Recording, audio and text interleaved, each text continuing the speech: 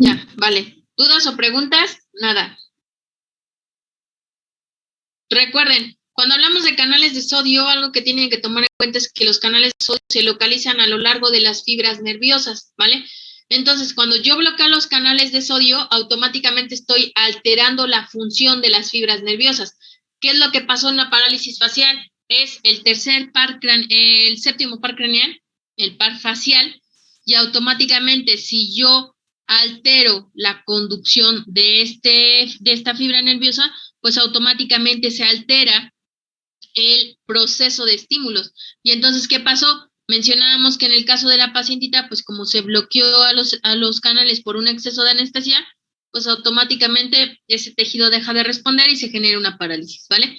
Aquí les mostraba cuáles eran las familias, que vamos a tener las 1.2, las 1.4 y las 1.5, que son las más importantes. ¿Por qué? Porque automáticamente voy a tener sistema nervioso central en la 1.2, músculo esquelético en la 1.4 y corazón en la 1.5. Y automáticamente mencionamos, existe también otra neurotoxina, pero es más de tipo farmacológico, que es conocida como la alfa-toxina, la cual genera una inactivación lenta de los canales de sodio, dificultando el flujo de información. Ahora, ojo, ya viste que los canales de sodio regulan la función de las fibras nerviosas, ¿cierto? ¿En qué pacientes yo necesitaría lentificar la función de los canales de sodio? ¿Qué paciente creen que se les ocurre? ¿Qué patología podría tener este paciente? ¿Puede ser el Parkinson? El Parkinson, perfecto. Tendríamos una alteración nerviosa, tiene movimientos anormales, ¿no? Y lo que busco es alentizar o disminuir ese movimiento anormal, o lo que también conocemos como hiperkinética o hiperquinesis, que son movimientos aumentados, tanto en velocidad como intensidad, como en aparición, ¿vale? Ahora, hablando de esos pacientes, ¿qué otro paciente creen que podría llegar a funcionar o que nos podría ayudar? Pacientes con ataques epilépticos. Con ataques epilépticos, ¿pero por qué? Porque digamos que no pueden retener el sodio, tienen las cavidades abiertas, ¿no? Esa es una, pero además de eso, ¿qué pasa en una epilepsia con las neuronas? Convulsionan. Convulsiona. ¿Por qué convulsiona? Exacto, ¿vale? Automáticamente no hay una buena comunicación interneuronal. Entonces, ¿qué pasaría? Estos canales automáticamente estarían afectados. Ahora viene una pregunta importante. Cuando hablamos de esos pacientitos con convulsiones, que qué bueno que lo sacan a colación, pues se supone que la fisioterapia neurológica hace mucho por estos pacientes. ¿Qué haría un fisioterapeuta por un paciente epiléptico? Se supone que las epilepsias o las convulsiones aparecen con un estímulo específico.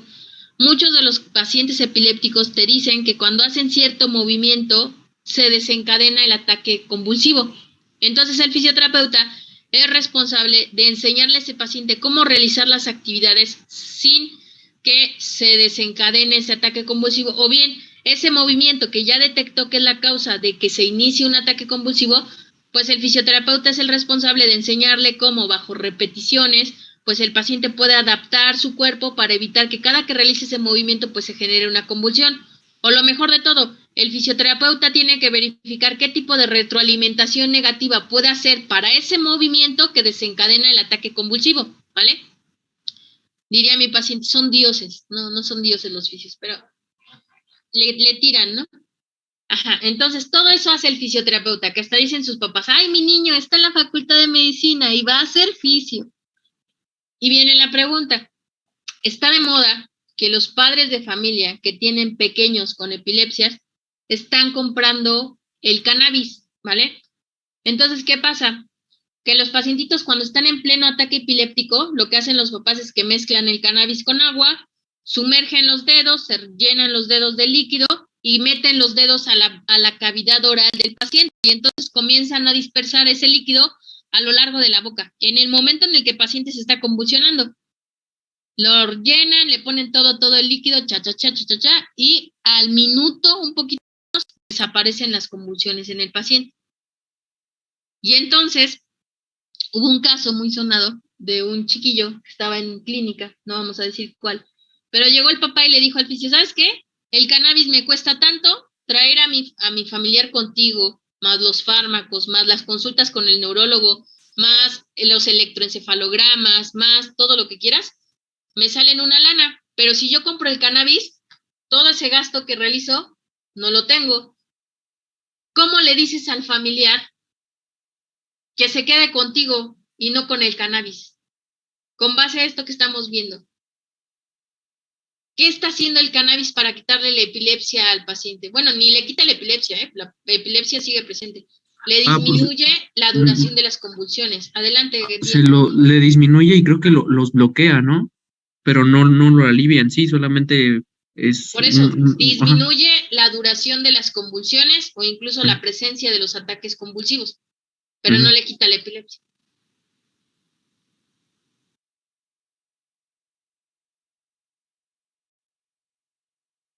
Ok, pero dame una explicación fisiológica, por eso estamos llevando fisiología, porque si no el paciente te diría, bueno, el familiar del paciente te diría, bueno, a lo mejor a ti no te sirve porque ya te estoy quitando la chamba, pero si yo se lo doy a mi paciente, si antes se convulsionaba 3 veces a la semana, ahora se convulsiona una.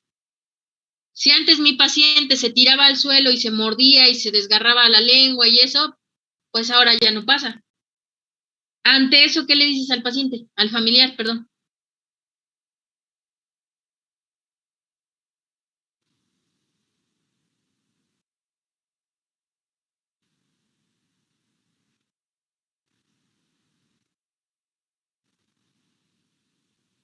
¿Ok?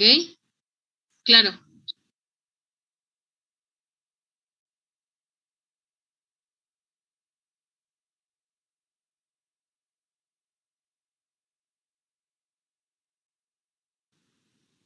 ¿Correcto?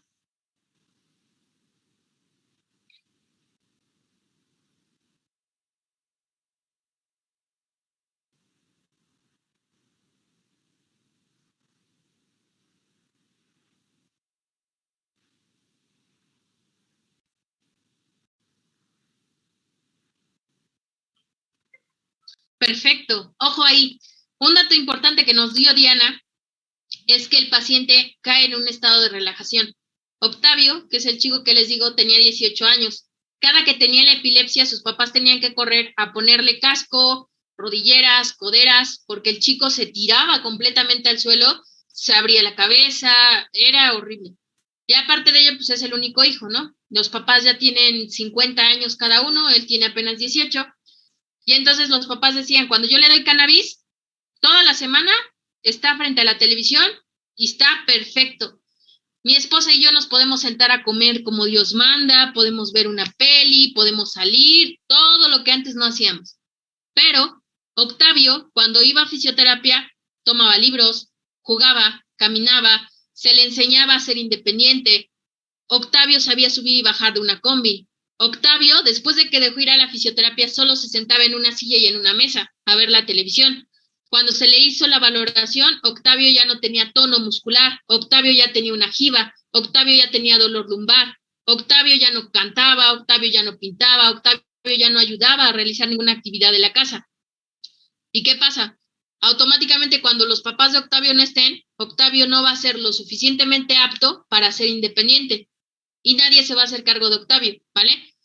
Y entonces se le tiene que hacer ver al padre que sí, el cannabis le está quitando la duración de la convulsión y lo está relajando porque Octavio cuando tenía sus ataques convulsivos pasaba las convulsiones y se ponía muy brusco, muy grosero y hasta los papás que estaban más bajitos que él, porque ese era también un dato importante, tenía 18 pero estaba súper alto Octavio y estaba muy gordito.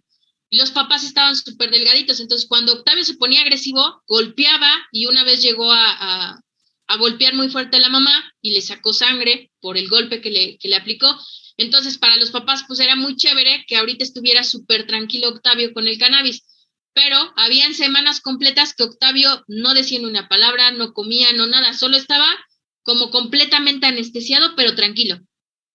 Entonces, hay que hacerle ver a los pacientes, sí, ¿a qué costo lo tienes tranquilo? Si ya tiene hipotonía, ya no se levanta, ya tiene una jiba, ya ahora lo que hace es que se queja de dolor de espalda porque todo el tiempo nada más lo tiene sentado, ya ni siquiera es capaz de levantar su propio plato para la comida, de ir al baño solito porque ya ni se mueve. Entonces, dime tú, ¿qué beneficios te dio el cannabis? ¿A qué beneficios te podría dar la fisioterapia? ¿Vale? Sí, a lo mejor tiene esos efectos de agresividad, pero vuelvo a lo mismo. El cannabis bloquea todos tus canales, te relaja sin problema, pero así como está bloqueando los canales y te está relajando, cuando el paciente vuelva a la realidad, los efectos secundarios van a ser mayores. Entonces, si antes el paciente tenía un poco de agresividad, pues le estás desencadenando al paciente desarrollar un ataque, una esquizofrenia, o le estás desencadenando posiblemente un trastorno límite de personalidad. ¿Por qué? Porque primero le bloqueas todos los canales, ¿y qué pasa si nosotros bloqueamos los canales? Automáticamente evitamos la liberación de neurotransmisores, ¿vale? Y si evitamos la liberación de los neurotransmisores, los principales, que son conocidos como hormonas de la felicidad, dopamina y serotonina, ¿qué crees que le esté pasando a ese paciente? Le vas a desencadenar algún tipo de psicosis, ¿vale? O algún tipo de enfermedad neurológica cognitiva. Entonces, ¿qué va de un efecto de unos días a un efecto para toda la vida, ¿vale? Automáticamente, con esto de fisiología sabemos que le estás obviamente lo relajas, pero el efecto secundario que pueda tener tu paciente es peor, porque ya ni siquiera es independiente, ¿vale? Y además de ello, y algo muy importante, cuando estudias un poquito sobre el tema de cannabis, la dosis tiene que ir aumentando, ¿vale? Y así como vas aumentando la dosis, el efecto, si antes era relajación, puede haber un momento en el que ya ni los músculos respondan, entonces incluso se puede llegar a asfixiar si la dosis va en aumento. ¿Por qué? Porque va a relajar tanto, va a bloquear tanto a los canales que va a terminar relajando tanto o bloqueando la función del diafragma y automáticamente ese paciente, por asfixia, fallece. ¿Hay algún dato legal para poder dar cannabis? No. ¿A qué se están sometiendo los padres? Que si le llega a pasar algo a Octavio, pues automáticamente los padres pueden ir a la cárcel, ¿vale? ¿Alguien levantaba la mano? Yo, profesora. Adelante. Yo no vi. Lo que pasa es que yo estuve en una campaña para ayudar a un niño. La verdad no me acuerdo cómo se llamaba la enfermedad, pero no era epilepsia. Los ¿cómo se dice? Los ataques que le daban eran más síndrome prolongados. de Tourette. No recuerdo. Creo que era otro. Era una enfermedad muy rara. Tengo entendido que solamente existían 3 niños con esa enfermedad en todo México. Y a este niño, pues, estaba en una fundación y nosotros lo que hacíamos era como recaudar fondos porque, pues, justamente su tratamiento era de cannabis, pero era muy, muy costoso y pedían desde Estados Unidos. Entonces, tengo entendido que, o sea, como que todo el tiempo lo tenían medicado, pero el niño verdaderamente no tenía, o sea, estaba en está en silla de ruedas todavía, no podía ni hablar, o sea, todo el tiempo se la pasaba sentado y su familia todo el tiempo se la pasaba preocupada por ver cómo solventar los gastos de medicamentos, ya que pues el niño se hizo dependiente de estos y si no los tomaba, pues salía peor, porque de verdad, o sea, yo me acuerdo que investigué mucho de esa enfermedad, pero honestamente no recuerdo, y sí, o sea, las convulsiones que le daban y todo eso eran como que muy, muy prolongadas, que literal tenían que tener medicado pues casi todo el día, y sí era muy feo porque ni siquiera, o sea, no podía hacer nada por sí solo, ni siquiera podía hablar. Exacto, ese es otro dato importante, el paciente se vuelve adicto. Cuando a Octavio el neurofisiólogo lo checó, el neurofisiólogo le cambió la farmacología y Octavio automáticamente se ponía más agresivo porque ya sabía que le habían dado algo que era lo que le quitaba las convulsiones. Entonces, ¿cómo le quitas esa dependencia? Y el hecho de lo caro, pues déjenme decirles que existen grupos como por ejemplo el grupo de fibrosis quística y también hay grupos de pacientitos epilépticos y se pasan la voz entre ellos. En el caso de Octavio le decíamos al papá, ¿cómo es que te quejas del pago de los fármacos si tienes que comprar el cannabis? Dice, pero ya tenemos un lugar, se le conoce como el mercado negro. Entonces todos los papás que tenían a hijos con epilepsia, pues ya sabían hasta dónde, ¿no? Ya sabían con quién y todo. Entonces, pues de que los hay, los hay. Ojalá pudieras encontrar el nombre, porque estaría interesante que supieran cuál es esa patología. Y regresamos. Ahora, ojo, ¿qué pasa? Cuando yo tengo un aumento de la liberación de sodio, se puede causar una afectación en los canales de sodio, principalmente una hipocalemia. Una hipernatremia causa una hipocalemia. Y ojo, cuando yo tengo algo en aumento, hipernatremia, hiperpotasemia, natremia, potasemia, calemia, pues yo puedo causar lo que se conoce como hiperexcitabilidad. Y cuando tengo hiperexcitabilidad en tejido, puedo generar un exceso de actividad neuronal, y este exceso de actividad neuronal como consecuencia puede causar una muerte neuronal. Entonces, lo que decíamos, nada en exceso es grato o agradable, ¿vale? En el caso de canales de calcio, recuerda, los canales de calcio, el calcio es la moneda de energía para todo proceso celular. Básicamente se dice que los canales de calcio única y exclusivamente están formados por 4 o 5 subunidades. Además de ello, estos van a presentar múltiples genes, lo cual genera que las familias de calcio tengan varias familias. Me voy a adelantar tantito, ahorita me regreso para acá, anoten, pero quiero que vean algo. ¿A qué me refiero con varias familias? Las familias de calcio se van a subdividir en 6 subfamilias, de la L a la R. La L es considerada como de larga duración y se conoce como un canal lento. ¿Por qué? Porque como es de larga duración, la cantidad de sustancia que libera es poco a poco. Transients, o la familia T, que se dice que es transitoria, que automáticamente va a estar abierta todo el tiempo y la liberación puede ser regulada. Y en el caso de N, P, Q y R se dice que son intermediarios, ¿vale? Es decir, pueden abrirse en tiempos específicos para realizar funciones específicas. Me regreso tanto para que tengan la información completa. Y entonces, ¿qué pasa? Cuando nosotros hablamos de qué sustancias pueden controlar a los canales, pues automáticamente los de calcio se pueden regular a través de segundos mensajeros, a través de fármacos, a través de toxinas. ¿Qué es lo que pasa? Hay segundos mensajeros que activan a los canales de calcio, fármacos que activan a los canales de calcio, toxinas que bloquean a los canales de calcio o, en su caso, que pueden activar. Ahora viene la pregunta, en el caso del calcio, ¿dónde creen que permanezca presente? Mencionamos que es la moneda de energía, ¿no? Entonces, principalmente lo vamos a encontrar en la contracción muscular, ¿no? En el corazón para la ritmicidad cardíaca, en el cerebro para la comunicación celular, ¿cierto? ¿Qué pasa cuando nosotros tenemos a un paciente con movimientos hiperkinéticos? Son movimientos bruscos, movimientos rápidos. Hay algo que se conoce como el baile del coreico, ¿vale? El baile del coreico son movimientos coreicos, que se dice que el paciente está de pie, está mirándote, y de repente, pum, levanta la mano, luego el pie, luego mueve la cabeza, es que se mueve por todos lados, pero no hay un control, ¿vale? Eso es un movimiento coreico, por eso se le dice el baile del coreico, porque el paciente no sabe por dónde va a empezar el movimiento y por dónde lo va a terminar, ¿vale? Con base en este padecimiento de hiperkinético, ¿qué creen que sea mejor para este paciente? ¿Bloquear los canales de calcio o potenciar los canales de calcio? ¿Qué harían los fármacos que consume este paciente? Bloquear los canales de calcio. ¿Por qué? Se menciona que el calcio automáticamente en las neuronas ayuda a la liberación de sustancias, ¿vale? ¿Quién controla el movimiento o por qué sería lo correcto bloquearlos? ¿Quién controla el movimiento en el cuerpo humano? Estructura anatómica que es responsable de generar el movimiento en el cuerpo humano. ¿Cuál? Tiempo. No. Estructura específica. Obviamente el sistema nervioso en general participa porque manda las señales y todo. Pero ¿quién dice? Aquí te activas y aquí te inhibes. ¿Quién es el switch que activa la función motora en el cuerpo humano? ¿El cerebro? No. ¿Médula espinal?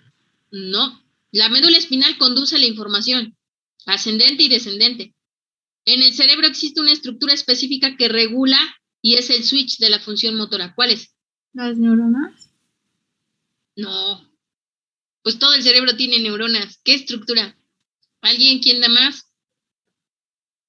Tan. 5, 4, 3. ¿El 2. cerebelo? No, el cerebelo controla la coordinación. Son los ganglios basales. Nunca se te debe de olvidar. Póntelo ahí en el techo, en la novela, donde quieras. Ganglios basales son las estructuras anatómicas que por excelencia son consideradas el switch de la función motora. Los ganglios basales están conformados por núcleo lenticular, sustancia negra, globo pálido, ¿vale? Se encuentran inmediatamente por debajo de la corona radiata.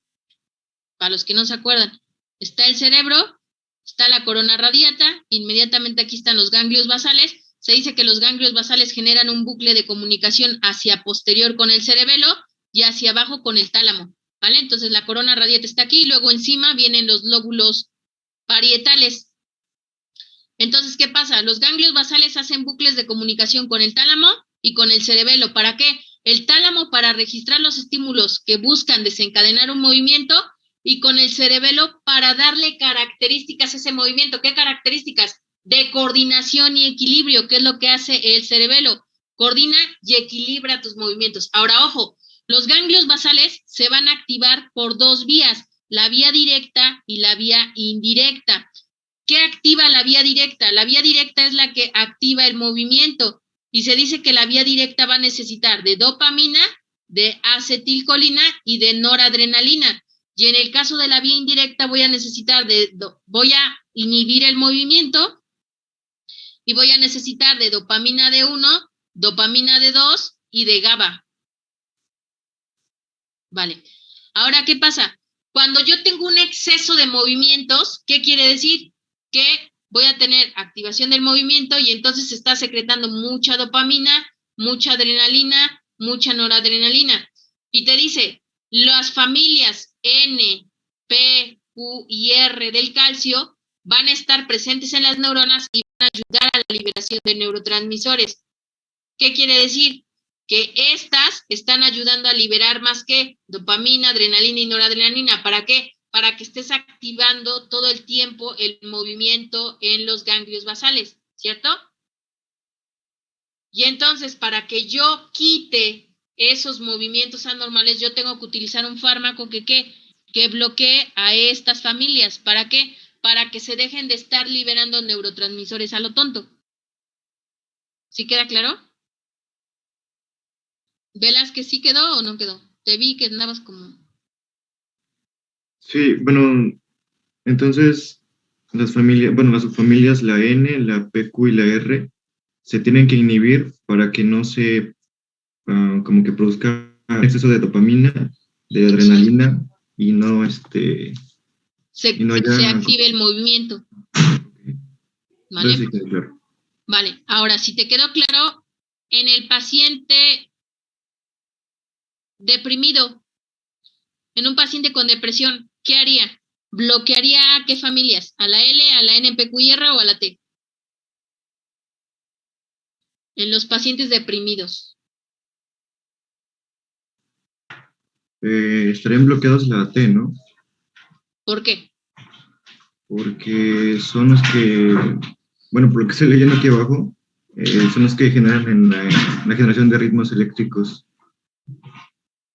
De células automáticas, ¿ok? Pero eso quiere decir que las células se dejan de comunicar, ¿no? ¿Las células en un paciente depresivo se dejan de comunicar? No. Se siguen comunicando, pero de forma más lenta. En donde se dejan de comunicar sería, por ejemplo, en un Alzheimer, ¿no? Pero en un paciente depresivo, ¿qué pasa? ¿Qué pasa en un paciente depresivo? Ya va a llegar 14, si no les mandan mensajes, si no les mandan dulces o algo, ¿qué pasa? No se quieren levantar. La comunicación es lenta. La comunicación es lenta. ¿Pero qué síntomas tiene el paciente?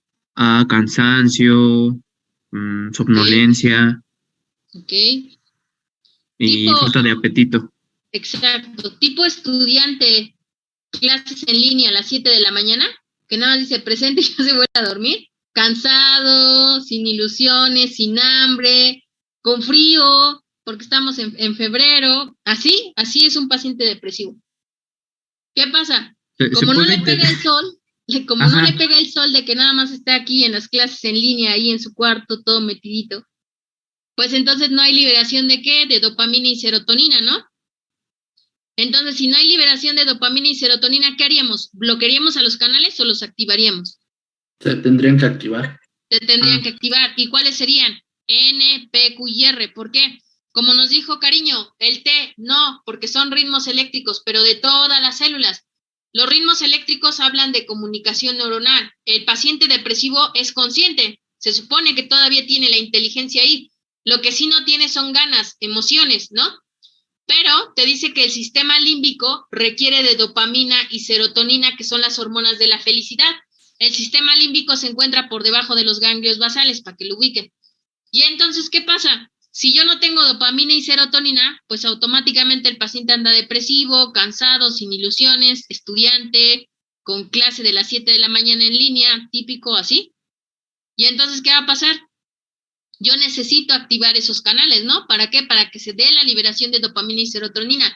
¿Qué canales necesitaría activar? Pues los N, los P, los Q y los R, ¿sí? O en su caso, mencionamos que también se podría utilizar fármacos específicos como las benzodiazepinas, por ejemplo. Las benzodiazepinas se menciona que aperturan canales de cloro para favorecer una mejor comunicación eléctrica. Y ya que favorece la comunicación eléctrica, ahora sí se favorece la liberación de neurotransmisores. Entonces esa sería otra razón, que es como lo mencionaba Cariño, ¿no? Pero ya sería como de forma indirecta. Forma directa sería irme luego a NPQR para aumentar la concentración de dopamina, serotonina en el cerebro. Y automáticamente, pues, que ese paciente no tenga, pues, este proceso de depresión, ¿no? Ahora, ojo, ¿qué pasaría en un paciente con esquizofrenia? ¿Qué canales estarían alterados y cómo estarían alterados los canales? ¿Qué pasaría en un paciente con esquizofrenia? Un paciente con esquizofrenia está súper feliz, exageradamente feliz, ¿vale?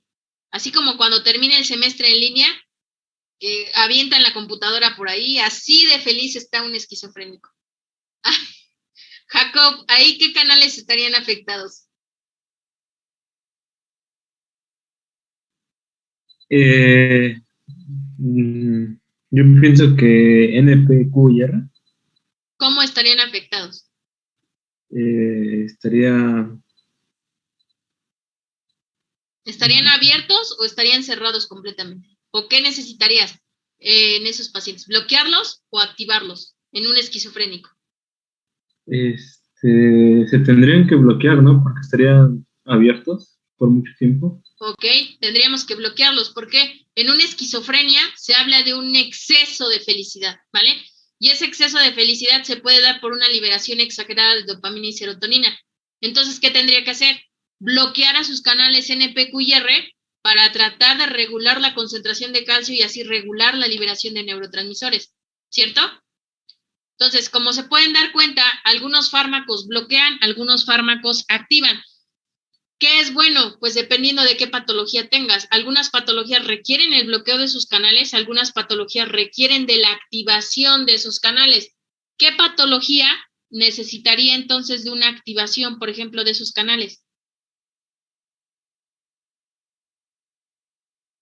En el caso de los L, ¿qué patología necesitaría que aumentáramos los canales L?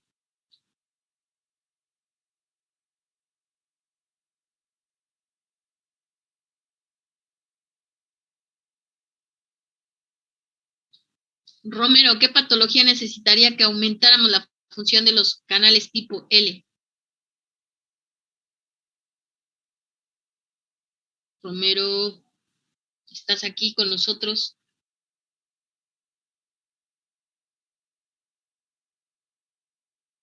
Eric, contéstanos. No, es que hay dos Romero, profa. Eric Romero.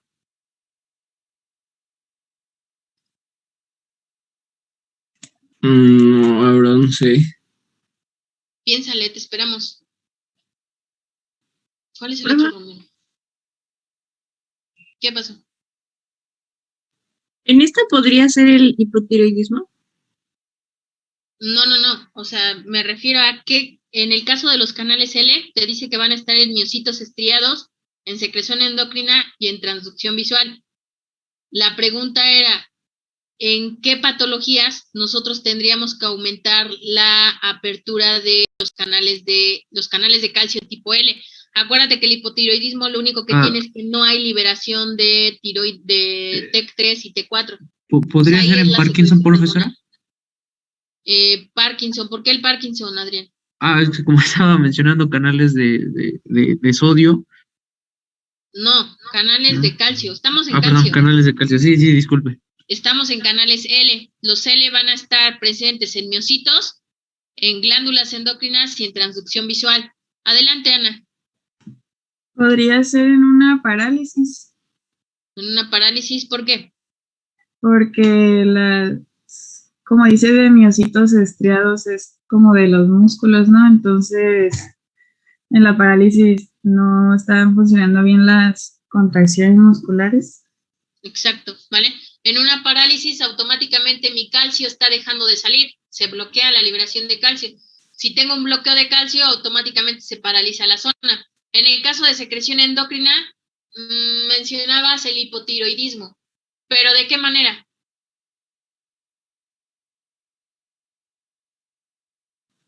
Ajá, porque, bueno, yo decía, porque pues el hipotiroidismo dice que esa hormona no está produciendo como la hormona suficiente. No secreta, ¿no? No secreta la cantidad suficiente de T3 y T4. Entonces, yo ¿qué decía harías? como usted dijo que para que se aumente, Uh-huh. ¿qué se necesitaría aumentar? Pues yo decía que es ese, porque para que se aumente, para que ya no sea como hipotiroidismo. Aquí lo que sería, está correcto tu ejemplo, pero no lo estás viendo de la manera correcta. ¿Cómo es? Lo que ayudaría sería aumentar la secreción de hormonas, ¿vale? ¿Por qué? Porque mencionamos que los canales de calcio ayudan a que la glándula secrete, o sea, activan la secreción glandular. En este caso, el hipotiroidismo se dice que es la deficiencia de concentración T3 y T4. Entonces, como que produzca la glándula más hormona tiroidea, no, pero que secrete de forma más constante hormona tiroidea, ahí sí, ¿vale? De hecho, el calcio en las pacientes con hipotiroidismo se les da un tratamiento con calcio y se les da parte del tratamiento de levotiroxina. Y el calcio, pues, es con esa finalidad de favorecer a nivel óseo y favorecer la secreción endocrina. Pero repito, que sean más cantidades, más veces las que se secrete hormona tiroidea, no que se genere o se produzca más hormona tiroidea, ¿vale? No sé si quedó claro, una cosa es secretar y otra cosa es generar. Sí, La producción no va a cambiar. La secreción, las veces que tire la hormona, eso sí podría aumentar. Y en la transducción visual, ¿cuál podría ser? Los que tienen lentes, ¿qué patología? Adelante, García Diana. Exacto.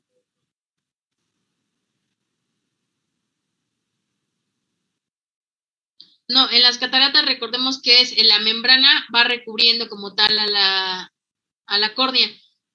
Entonces eso nada más se retira la membrana y automáticamente estamos igual. Pero cuando nosotros hablamos de estrabismo o cuando hablamos de algún otro tipo de patología visual, se menciona que a nivel de conos y bastones, que son los receptores visuales, el calcio está deficiente. Y si el calcio no se secreta en condiciones adecuadas, los receptores, que son los que traducen la luz y los estímulos visuales, no van a generar ningún tipo de imagen, ¿vale? Por ejemplo, ahí estaría.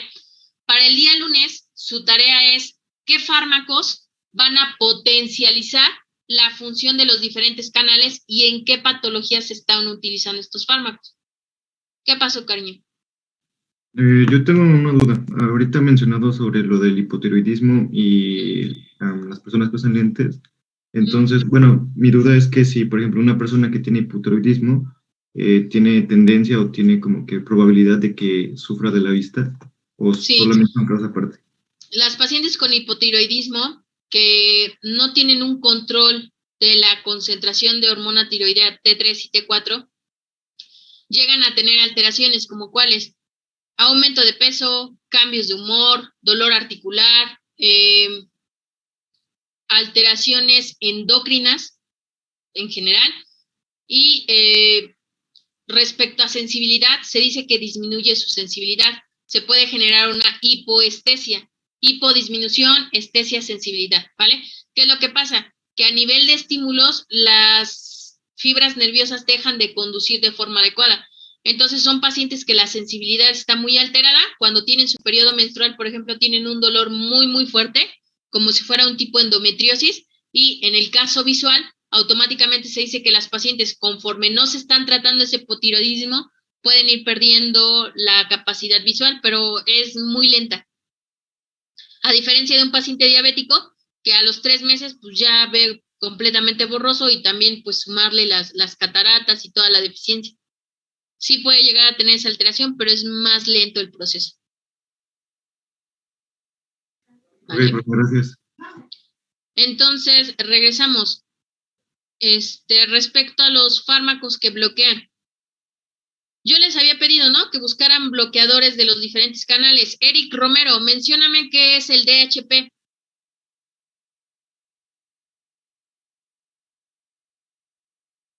Y no defraudes a la sección, porque yo les había mencionado que cambiaran de actitud y varios cambiaron. No sé por qué, siento que a ti no te habíamos visto.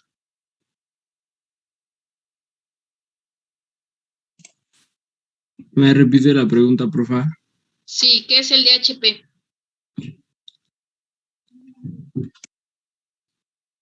Y déjeme lo busco. Desarrollo de las habilidades del pensamiento. ¿Es neta, Eric? ¿Esos son bloqueadores de los canales de calcio tipo L? Adelante, Julio.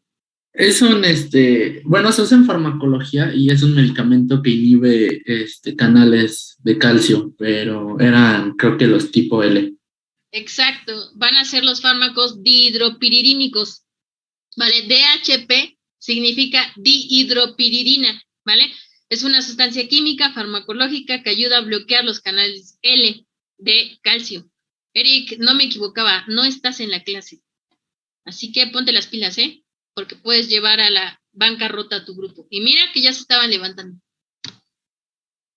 Entonces, ojo, cuando hablamos de los principales bloqueadores de los canales de calcio tipo L son dihidropiridinas, verapamilo y diltiazem. Ojo, los dos primeros fármacos van a ser más fármacos de tipo neurológico, es decir, para enfermedades neurológicas, y diltiazem son fármacos principalmente para patologías cardíacas. El diltiazem pertenece a la familia de los fármacos digitálicos, y los fármacos digitálicos son por excelencia fármacos que se utilizan para enfermedades cardíacas. Cuando yo tengo un paciente con taquicardia, ¿qué es lo que está pasando con el calcio? ¿Qué pasa con el calcio cuando tengo un paciente con taquicardia? Está ¿Está en liberando exceso? algo. Está en exceso, ¿no? Exacto. Entonces, si está en exceso el calcio, yo tendría que utilizar un fármaco bloqueador, ¿cierto? ¿Por qué? Tengo que bloquear a esos canales. ¿Para qué? Para que mi frecuencia cardíaca regrese a la normalidad. Eso es lo que haría el diltiazem, por ejemplo, ¿vale? Está taquicárdico, bum, bum, bum, bum, bum, comienza a latir demasiado rápido, tengo que aplicar un fármaco que bloquea esos canales de calcio. ¿Cuál sería uno de los más indicados? Es el diltiazem, ¿vale? Ahora, ¿qué pasa cuando yo tengo una bradicardia? Bradicorto, cardios, corazón. Una bradicardia es la disminución de mi frecuencia cardíaca. En una bradicardia, ¿qué tendría que hacer? ¿Utilizaría bloqueadores de calcio o potenciadores de calcio? Potenciadores de calcio. Potenciadores de calcio, perfecto. Entonces, para el lunes ustedes me van a decir cuáles son los potenciadores de calcio, de sodio, de potasio y en qué patologías se están utilizando, ¿vale? Y nos vamos a la última. NPQR, pues ya mencionamos en neuronas y ayudan a la liberación de neurotransmisores y principalmente los fármacos bloqueadores son la conotoxina y la agatoxina. Automáticamente son por excelencia de los que llegan a bloquear estos canales y pues evitan la liberación de neurotransmisores. ¿En quién querría yo